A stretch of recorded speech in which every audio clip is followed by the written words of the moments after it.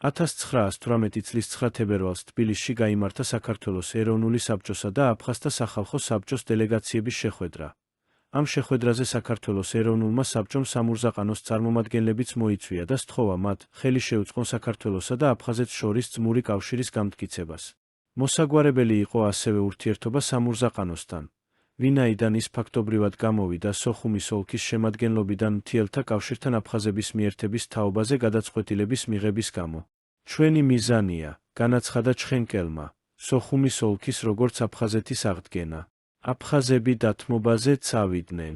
მიღებული შეთანხმების პირველი პუნქტი შეიცავდა საერთო მისწრაფებას, საზღვრებში მდინარე ენგურიდან მზიმთამდე აღდგეს ერთიანი, განუყოფელი აფხაზეთი, რომლის შემადგენლობაშიც შევლენ საკუთრივ აფხაზეთი და სამურზაყანო. ამ მოღალატეებრივი გადაწყვეტილებით სამეგრელოს პოლიტიკური და რელიგიური ცენტრი ბედია გადაეცა აფსუათა ეთნიკურ ჯგუფს. ეს იყო ქართულ-რუსული ანტიმეგრული პოლიტიკური ალიანსი. კოლხეთის სამეფოს პოლიტიკურ მემკვიდრედ ხელოვნურად ყალიბდება აფსუათა ეთნიკური ჯგუფი.